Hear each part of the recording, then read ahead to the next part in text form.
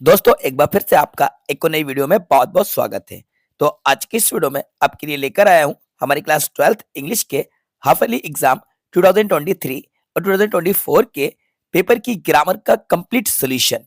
तो वीडियो के स्टार्ट से लेकर एंड तक जरूर देखिएगा क्योंकि जल्दी ही आपके हाफ ईयरली एग्जाम होने वाले हैं, जिसको लेकर आप काफी ज्यादा परेशान हैं कि हाफ ईयरली एग्जाम का क्वेश्चन पेपर कैसा आएगा, किस तरीके से क्वेश्चन एग्जाम में पूछे जाएंगे।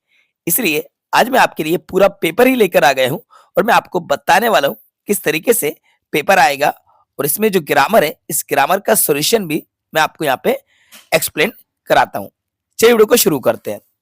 तो यहाँ पे आप सबसे पहले देख लीजिए, ये हाफ ईयरली एग्जाम 2023 और 24 सेशन है। क्लास 12 सब्जेक्ट इंग्लिश का सेट ए है, सेक्शन ए रीडिंग। यहाँ पे आप देख लीजिए 80 मार्क्स का आपका ये पेपर है, timing 3 hours.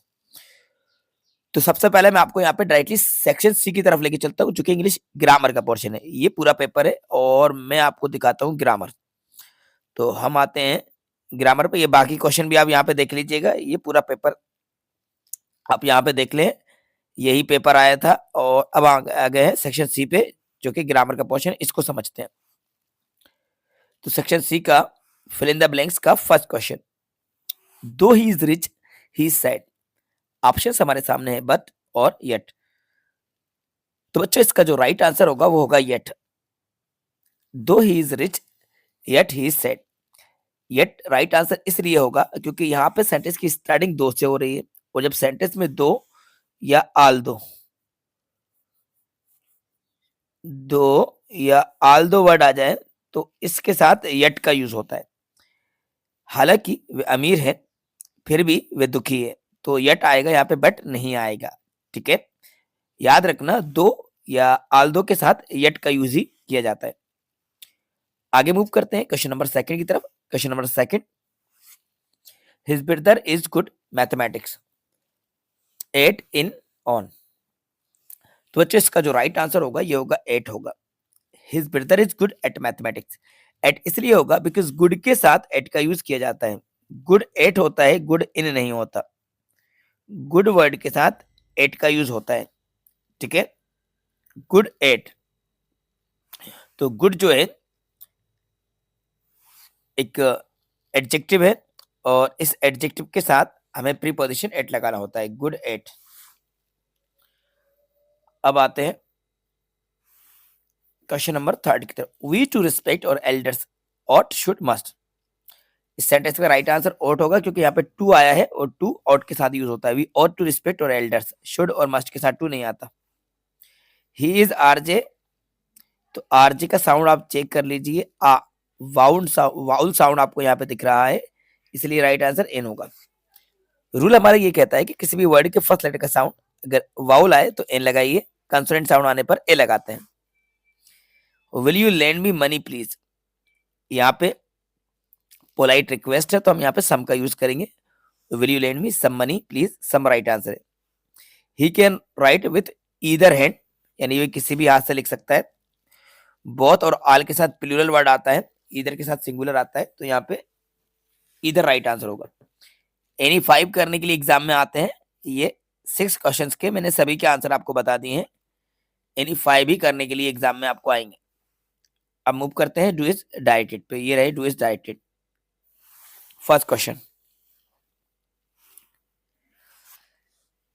She always comes on time change into negative without changing the meaning. अब इसको जरा ध्यान से समझिए। ज्यादातर स्टूडेंट करते क्या है, बस ऑलवेज को नेवर कर देते हैं। कुछ लोग इसको डज नॉट से बनाते हैं। कई स्टूडेंट क्या करते हैं, इस तरह के सेंटेंस में she never comes on time लिख देते हैं, और या फिर कुछ इसको ऐसे बना लेते हैं, she does not come on time. ये दोनों ही तरीके गलत है। वाई?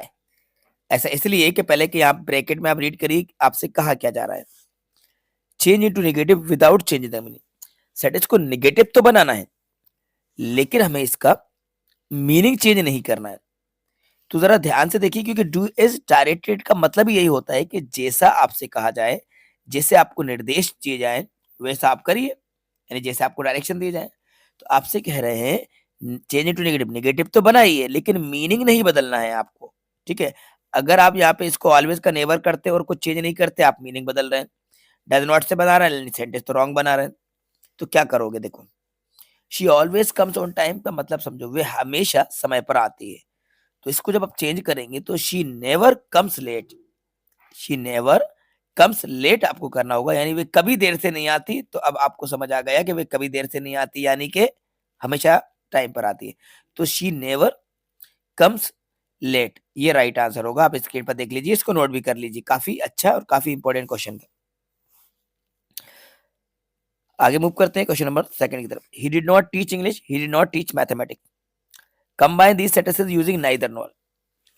और नाइदर नॉर का यूज करके इनको कंबाइन करना है, ठीक है। तो देखो, नाइदर नॉर में नॉट ऑलरेडी लगा है। जब नॉट ऑलरेडी लगा होता है तो नाइदर नॉर से जब हम सेंटेंस को कंबाइन करते हैं तो नॉट को हटा देते हैं, और नॉट हटता है तो उसके साथ हेल्पिंग वर्ब भी हटेगी। तो कैसे बनेगा? देखो, पहले ऑप्शन के पहले हम लगाते हैं नाइदर, और दूसरे क्लॉज के पहले हम लगाते हैं नॉर। तो हमारा आंसर बनेगा ही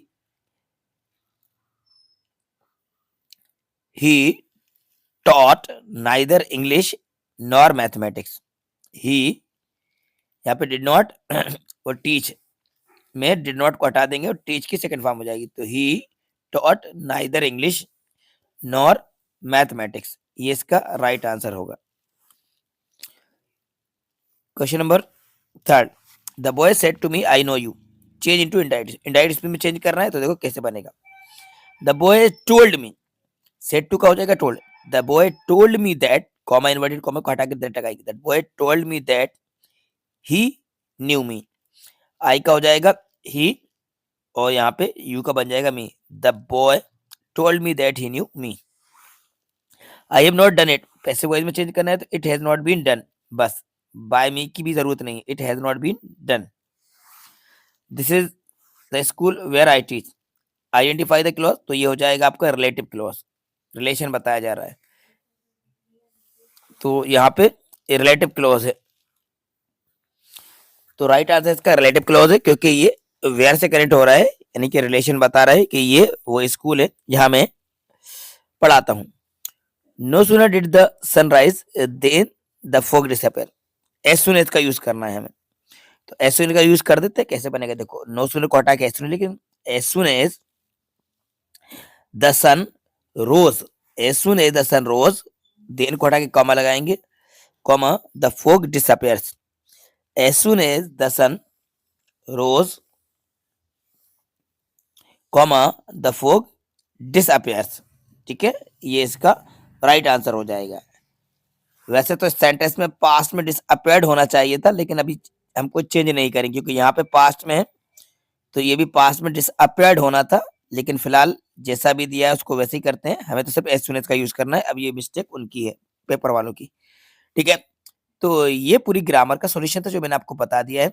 इस तरीके से ग्रामर 2023-24 के हाफ ईयरली एग्जाम में पूछी गई थी, ठीक है। अब आप पूरा पेपर देख लीजिए, और ये पेपर है, ये पैसेज है, ऐसा पैसेज आपका 10 मार्क्स का आएगा।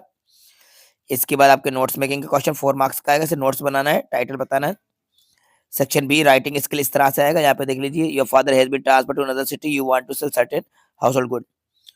इसके बाद पोस्टर आपका ड्रग्स का आया था यहाँ पे, और ये लेटर आया था आपका newspaper informing about anxiety condition, और ये इन्फॉर्मल लेटर, तो ये पैराग्राफ राइटिंग।